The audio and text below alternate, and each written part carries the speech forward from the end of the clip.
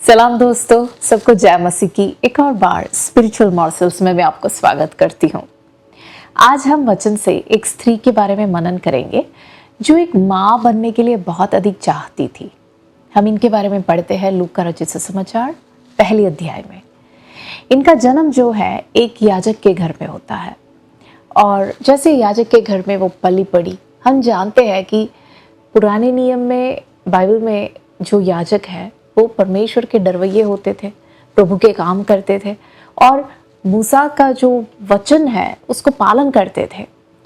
तो ये स्त्री स्वाभाविक रूप में, जैसे वो बचपन से पली पड़ी, वो बहुत ही धर्मी थी और परमेश्वर के वचन को पालन करने वाली थी।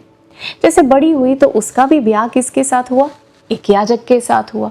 और उस याजक के बारे में भी ऐसे, उसके पति के बारे में भी वचन में ऐसे लिखा है कि दोनों प्रभु के भय मानने वाले, प्रभु के डरवैये थे और दोनों निष्कलंक होकर परमेश्वर के सामने जीने वाले थे। और उनके बारे में ऐसे लिखा, देखिए सोच के देखिए, जब दो व्यक्ति जो निष्कलंक होते हैं, जो प्रभु के आज्ञाओं का पालन करने वाले होते हैं, जो सच्चे चाल जब परमेश्वर के नज़रों में चलते हैं, तब दो ऐसे व्यक्ति इकट्ठे होते हैं तो उनके अंदर एक बहुत बड़ी प्रतीक्षा है कि हाँ, प्रभु हमारे लिए बहुत बड़े काम करेगा। और वचन में जो आशीष है, वचन को पालने वालों के लिए, पालन करने वालों के लिए जो आशीष दी गई है, जिन आशीषों का जो प्रॉमिस है वो हमारे जीवन में पूरा होगा, इस चीज़ की उनके जीवन में एक प्रतीक्षा है। लेकिन क्या होता है, जैसे समय बीतता है तो उन्हें समझ आता है कि उनको संतान उत्पन्न होने में कुछ प्रॉब्लम्स है, उनके बच्चे नहीं हो रहे। तो वो प्रार्थना करने लगे। अब ये देखिए, सोच कर देखिए, जब उन समयों में, पुराने समय में बांझ होना एक क्या कहते हैं, एक श्राप के रूप में देखा जाता था। और लोग ऐसे कहते थे कि सोच के देखिए, मतलब कल्पना करके देखिए कि जब वो स्त्री ऐसे चल के कहीं जा रही है, या उसके पति और पत्नी जब दोनों कहीं जा रहे हैं, तो लोग इर्द गिर्द वो जो बातें करते हैं उनके कानों में जब वो सुनते हैं, क्या सुना होगा उन्होंने? बोले होंगे लोगों ने कि देखो, अपने आप को इतने धर्मी समझते हैं, अगर होते तो इनके पास बच्चे भी होते। क्यों बच्चे नहीं है? क्योंकि जरूर इन्होंने कुछ कर्म किया होगा, है ना। लोग इस प्रकार बोलते होंगे, सुना होगा, दुख पहुंचा होगा। लेकिन परमेश्वर के वचन में यदि हम पढ़ेंगे वहां पे उसके 6 आयत में, लूका रचित सुसमाचार पहले अध्याय के 6 आयत में इनके बारे में ऐसे लिखा है, और वे दोनों परमेश्वर के सामने धर्मी थे और प्रभु की सारी आज्ञाओं और विधियों को निर्दोष, उन पर निर्दोष चलने वाले थे। और तो किसी भी रीति से उन्होंने परमेश्वर को या परमेश्वर के आज्ञाओं का जो है उल्लंघन नहीं किया। और इस प्रकार जब वो आगे बढ़ते हैं, वो प्रार्थना करते थे विश्वास के साथ कि प्रभु हमारी प्रार्थना सुनेगा, हमें प्रभु बच्चा देगा। आपको मालूम कब तक उन्होंने प्रार्थना किया? 7वें आयत में ऐसे लिखा है, और वे दोनों बूढ़े थे, बूढ़ापे तक। अब देखिए, एक स्त्री के बारे में यदि हम सोच के देखिए, उसके संतान नहीं है, वो प्रार्थना करती है, लेकिन एक समय उसके जीवन में जब ऐसा समय पहुंचता है जब उसके शरीर उससे कहती है कि अब तू प्रार्थना करना छोड़ दे, अब नहीं होगा तुझसे, तो उसे प्रार्थना, स्वाभाविक रूप में उसे प्रार्थना उस समय पे संतान के लिए प्रार्थना करना बंद करना चाहिए, है ना, उसे छोड़ देना चाहिए। लेकिन यहाँ लिखा है कि एलीशिबा या एलिजाबेथ जो है, ये स्त्री, उसने प्रार्थना करना नहीं छोड़ा। वो और उसके पति दोनों विश्वास के साथ लगातार प्रार्थना करते रहे, यहाँ तक कि अपने बुढ़ापे में भी विश्वास के साथ प्रार्थना करते थे। हमें कैसे मालूम कि वो इस अवस्था में भी प्रार्थना करते थे? जैसे आप आगे पढ़ोगे, वहाँ पे स्वर्गदूत जब जकरिया के सामने प्रकट होता है और उससे क्या कहता है, तेरी प्रार्थना सुन ली गई है, तेरी प्रार्थना सुन ली गई है। सवाल ये है कि कब से प्रार्थना कर रहे थे? जब विवाह हुआ उस समय से, अपनी जवानी से प्रार्थना कर रहे थे, लेकिन स्वर्ग में कब पहुंची, स्वर्ग ने कब सुना? जब उनके बुढ़ापे में, इस समय में। वो समय बहुत ही अहम है। समय, उसका कारण यह है क्योंकि वो परमेश्वर का समय था। परमेश्वर के समय को हम कैरोस करके कहते हैं, उस नियुक्त समय। जब इनका प्रार्थना परमेश्वर के नियुक्त समय के साथ मिला, तब वहां पे चमत्कार हुआ, तब उनका बच्चा पैदा हुआ। उस बच्चे का नाम है यूहन्ना। यूहन्ना बपतिस्मा दाता वो बनता है। अब यहाँ पे जरूरी है ये समझना कि वो समय की खासियत क्या है। यदि उनके समय में, जब वो चाहते थे, उस समय में यदि उनको बच्चा होता, तो वो बच्चा यूहन्ना बपतिस्मा दाता जो बुलावा है उसके ऊपर, जो बुलाहट है, उस बुलाहट के अनुसार वो नहीं पहुंच पाता। बुलाहट उसके ऊपर क्या है?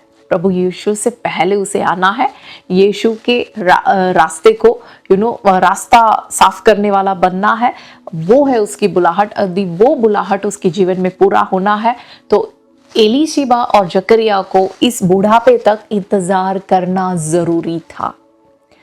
जब मैं ये कहती हूँ भाई और बहनों, हमें ये समझना है हमारे जीवन में इतने प्रार्थना के विषय हमने प्रार्थना करके छोड़ दी है ना। कितनी बार, जरा सोच के देखिए, हमें कई बार लगा होगा हो सकता है प्रभु ये हमारे जीवन में नहीं करना चाहता, या प्रभु मुझे ये नहीं देना चाहता, छोड़ दो।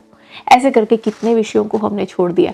सोच कर देखिए, यदि एलीशिबा ने प्रार्थना करना छोड़ दिया होता, यदि जकरिया ने प्रार्थना करना छोड़ दिया होता, तो क्या ये स्वर्गदूत उनके पास आके इस समय पे ये कह पाता कि तुम्हारी प्रार्थना सुन ली गई है? नहीं, क्योंकि वो प्रार्थना कर रहे थे, बुढ़ापे तक वो प्रार्थना कर रहे थे। हम बाइबल में दानियल को जानते हैं, दानियल के बारे में हम जानते हैं वो प्रार्थना करने वाला था, दिन में 3 बार प्रार्थना करता था। लेकिन दानियल कहता है उसके 10वें अध्याय में कि एक समय में एक प्रत्येक विषय के लिए जब वो प्रार्थना करने बैठा, दानियल कहता है मैं 3 हफ्ते तक प्रार्थना किया। वो एक प्रत्येक विषय के लिए बैठा था, 3 हफ्ते तक प्रार्थना किया। क्यों? क्योंकि तीसरे हफ्ते में या तो फिर 21वें दिन में उसके पास उस प्रार्थना का उत्तर के साथ स्वर्गदूत उतर आया। तो उस उत्तर मिलने तक उसने प्रार्थना किया। सोच कर देखिए, यदि 2 हफ्ते के बाद उसने प्रार्थना करना छोड़ दिया होता तो उसे तीसरे हफ्ते के अंत में या 21वें दिन में उसे स्वर्गदूत से ये मिलन नहीं हो पाता। जब स्वर्गदूत उसके पास उतर आता है, उस दानियल के पुस्तक 10वें अध्याय में स्वर्गदूत के बातों को यदि आप ध्यान दोगे तो आप समझ पाओगे वहां पे एक बहुत ही अहम बात वहां पे स्वर्गदूत कहता है कि दानियल, जब तू प्रार्थना करने लगा, पहले दिन ही मैं स्वर्ग से तेरे प्रार्थना का उत्तर लेके मैं निकल पड़ा था, लेकिन पिछले 21 दिन तक आकाश मंडल में एक दुष्ट आत्मा के साथ जो है मेरा सामना हो रहा था, जिसके कारण मैं तेरे पास पहुंच नहीं पाया। लेकिन अब मैं पहुंच पाया हूं 21वें दिन। अब सोच के देखिए, ये 3 हफ्ते के बीच में कहीं भी यदि दानियल ने सोच लिया होता कि मैं चलो प्रार्थना करना छोड़ देता हूँ, हो सकता है प्रभु मुझे इसका उत्तर नहीं देगा, छोड़ देता हूँ, ऐसे करके यदि दानियल ने प्रार्थना छोड़ दिया होता तो स्वर्गदूत जो उत्तर लेके आया होता था, उसने देखा होगा कि वो बंदा भी उठ के चला गया और यहाँ पे मैं इस प्रॉब्लम का सामना कर रहा हूँ, छोड़ दो, बोले उसको उत्तर की जरूरत नहीं है, मैं वापस जाता हूँ। स्वर्गदूत वापस चला गया होता, क्योंकि दानियल 21 दिन तक दानियल बैठा रहा, वो इंतजार किया, इसलिए उसका उत्तर जो है 21वें दिन उसे मिला। एलिजाबेथ के जीवन में वो जो 21वां दिन जो था वो उसे बुढ़ापे में हुआ, उसके जीवन का बुढ़ापे की अवस्था में हुआ। भाई और बहनों, आज सवाल यह है कि आपके जीवन का 21वां दिन कब है? प्रार्थना के उत्तर का वो 21वां दिन कब है? क्या उस समय तक इंतजार करने आप तैयार हो? वो जो 21वां दिन का जो समय है, वो जो कैरोस परमेश्वर का समय है, वो समय और हमारे प्रार्थना दोनों का मिलन होना जरूरी है। जब वो मिलन होता है ना, तब प्रार्थना का उत्तर हमें मिलता है। उस समय तक इंतजार करने में प्रभु आप सबको मदद करे। चाहे जो भी विषय हो सकता है आपके जीवन में कुछ विषयों को आपने छोड़ दिया, जिस विषय को पवित्र आत्मा आज आपको याद दिला रहा है, उस विषयों के साथ फिर से एक और बार प्रभु के सामने बैठना शुरू करें और उस समय तक आपकी प्रार्थना आप बने रहे और उस परमेश्वर का कैरोस समय और आपकी प्रार्थना जब एक साथ मिलेगी, तब आपकी प्रार्थनाओं का उत्तर आपको मिलेगा। प्रभु आप सबको आशीष दे। God bless you.